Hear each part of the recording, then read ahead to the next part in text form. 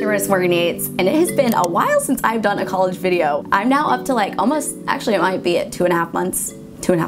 2.5 years since I've graduated college. Clearly my brain's getting slower as time goes on. I know a lot of you guys are still in college. Some of you guys are even in high school. I just thought I would come back and share my top 10 tips and life hacks that saved me when I was in college. Just sort of as I look back, the things that I guess were the biggest takeaways or the tips that helped me succeed the most. So this is helpful if you guys are out of school or maybe even in school and you want to leave a tip for other people to benefit from in the comments. That would be awesome. Also, this video is also sponsored by Best Buy because a lot of my tips incorporate different tech items. I'll be highlighting a few products throughout the video that you guys can pick up at Best Buy that tie into these hacks. So hope all of you guys enjoy it. Let's go ahead and get in. Hope all of you are having a wonderful semester so far. Also, I feel like I don't look like myself today. Do you ever have days where you don't look like yourself?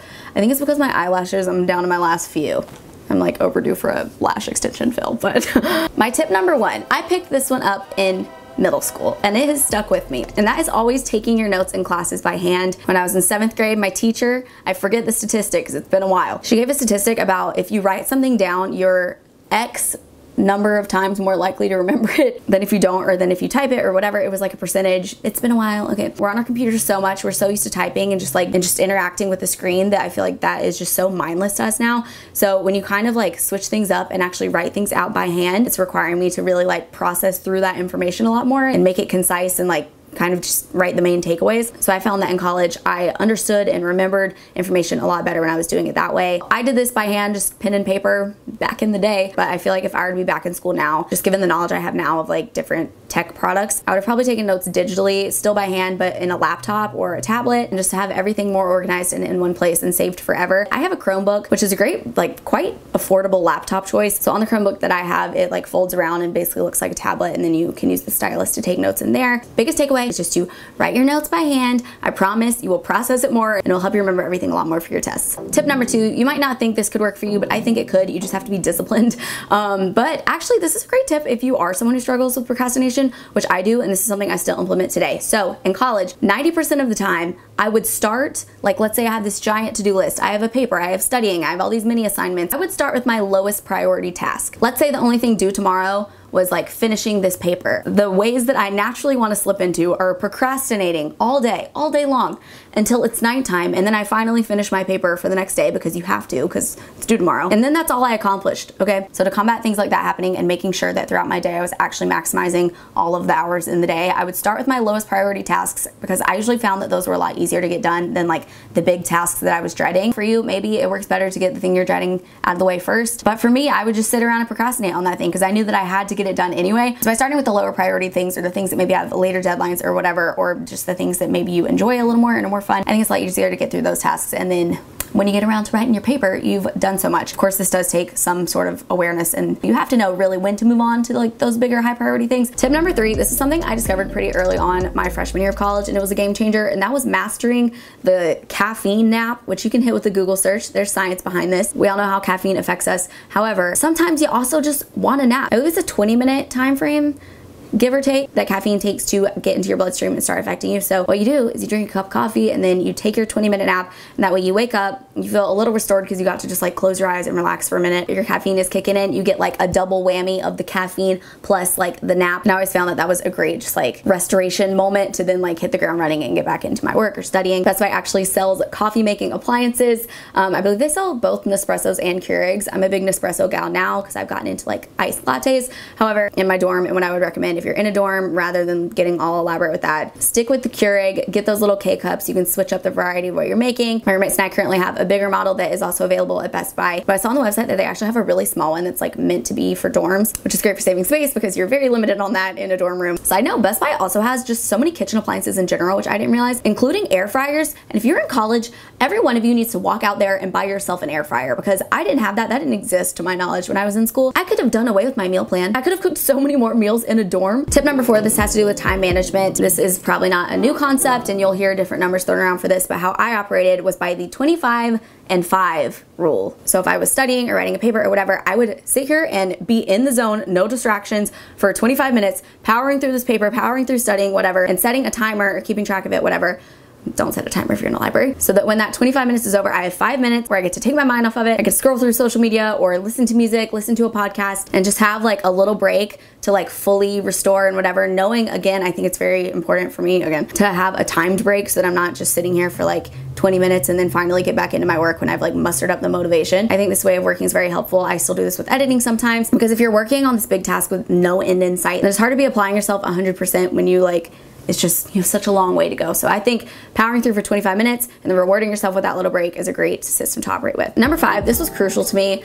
Maybe you're someone who thrives working in a library. That was not the case for me. One of my biggest tips is to create a relaxing, calming, just like aesthetically pleasing even study environment, whether it's at your desk in your dorm or somewhere in your apartment. Or for me, so many people tell you not to do work from your bed because something about like you don't sleep as well or something because like you were working there. And that just wasn't a thing for me. I would do work from my bed all the time in college. I still do work in my bed more than I do at this desk right here. But just in general, when I was in college, I preferred to do my work from my room. So it was very important for me to have a space that I loved and felt relaxed in. So in college, I still had these, but I always had Christmas lights like around my room and like had them plugged into a dimmer so that I could control the brightness. And at night, maybe I wanted to make it like super dark and cozy and like have some candles and whatever. But since college, I've also discovered these Philips Hue LED like color changing light strips, which I have under my desk and then also behind my headboard. And my bed faces mirrors over here, which you can see the reflection.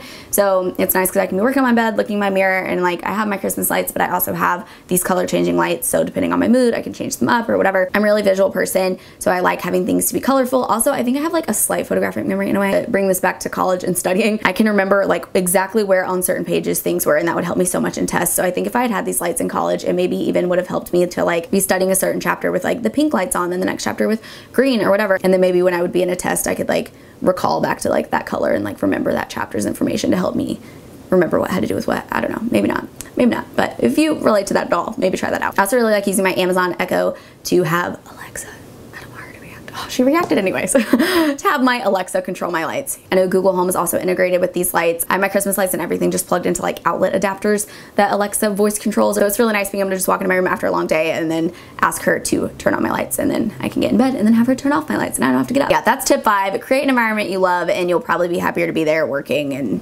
you work a lot in college. So tip number 6 is try to enroll in a 3-day class week. Again, this is a preference. However, I see a lot of benefits, and if you can, of course, enrolling for classes is a task in itself. If you can, getting all your classes maybe Monday, Wednesday, Friday, or even Tuesday, Thursday, if you want to like go all out and have like a really crazy day and be like literally in class all day, or Tuesdays and Thursdays. Personally, I would rather have a crazy day 2 or 3 days a week than have like a crazy day every day week where I'm having to run around. I'm also someone who now works at home, so therefore that shows how much I loved having like my free days to just be at home working and not having to like get ready and leave the house. I was also traveling a lot in college as I was getting more serious about YouTube stuff and more opportunities were coming up. So having no classes on, I think I did a Tuesday, Thursday class schedule one semester. So having a 4-day weekend was just, it was life-changing, and I think I really recommend it to all people. So number 7, this tip is for people who struggle waking up in the morning. I took one 8 a.m. in college, and I don't know why I did it, but for that class in particular, I had to set my phone and my alarm across the entire room. That's my tip here, so that you actually get up on your first alarm rather than sit here and like mindlessly snooze. I still actually struggle with this a little bit. Lately, I've been setting one alarm and one only. That way when it goes off, I have to get up or I'm screwed. So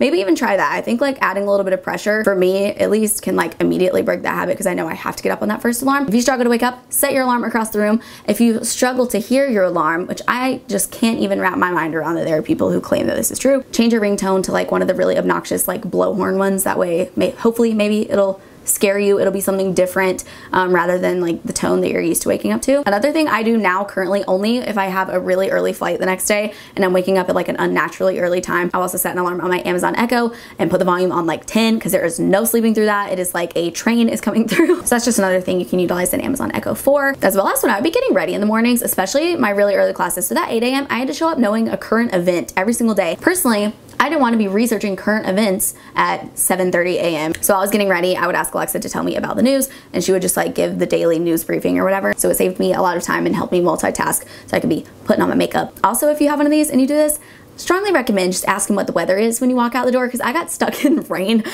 too many times my very first week of freshman year, and never did I not check the weather again. Ask her the weather, ask her the news, have her turn off your lights. Lots of features. My 8th tip, this has to do with fulfilling your general education requirements. Looking back, I took a couple classes in college that I didn't really love. They were maybe on the lower to like lowest end of my spectrum of classes I liked. However, I took them and I don't regret it, and I recommend that you do this. I took those classes because they fulfilled 3 gen ed requirements, which is very rare. If you find a class in college that fulfills 3 gen ed requirements, at least at the school I went to, that was like, you better hop on that. No matter how much you think you might not love it, think about it as though you could be taking this class or you could be taking 3 classes to fulfill those same requirements. If you're like me, and I feel like most people just want to get on through their gen eds, fulfill those to get into the classes they're really interested about and like going after their major, this is something I recommend doing. Just try to find as many gen ed overlaps as you can and take those classes. Also, just another side tip with this, if there's maybe like a gen ed or a class that really stresses you out that you maybe don't think you would excel the most in, for me this was history, I recommend taking it over the summer at like a local community college. I took my history class at a community college to get that history gen ed rather than taking it at my school where it was going to stress me out a lot more and be harder, and then I just transferred that credit. So that's always something to think about as well. Gen eds, we all got to do them, but those are my biggest tips to getting those out of the way as quickly as possible. Tip number 9, this was essential for me, especially as someone who traveled and missed a lot of class my senior year. That is early in the semester, maybe the first class. I think that's actually the best place to do it. Make a friend, okay? You don't have to be best friends. You don't have to hang out, but get their contact info, because sometimes the moment's gonna come where one of you needs each other's notes, or you miss the class, or you don't understand something and you want a study partner, or things like that. This was a big lifesaver for me whenever I would travel or be sick, or even just like having people to keep you accountable to study for tests that you don't want to study for when you're a second semester senior. So scheduling time to like meet them at the library so that you have to be there for however many hours, I think can be very helpful. So don't be shy to just talk to the person, whoever it is you're sitting beside. And my 10th tip for college is to stay active. Obviously, college can be very stressful. It can be taxing on your mental health. And I think the easiest, quickest, cheapest, best way to maybe like alleviate some of that is just to get moving, whether that's going on a walk through campus. You're probably already walking a lot, but maybe just like going on a walk that's not just to get from like point A to B. Maybe it's to like look at like the flowers and like get some fresh air and like not carry a backpack. Or maybe it's going to the gym and doing a little cardio or doing some strength or doing whatever. Just like maybe it's playing basketball with your friend or kickball or whatever, joining an intramural sports team. I think it'll be a lot of fun, but also just scientifically, your brain is gonna release some endorphins. Your mood's gonna be a little bit better. If you're hitting the gym, don't be the person who goes there and plays their music out loud, okay? There's this guy who always did that in college. So bring your headphones. If you want a really cool pair, I love these rose gold Beats. They are stylish, great sound quality.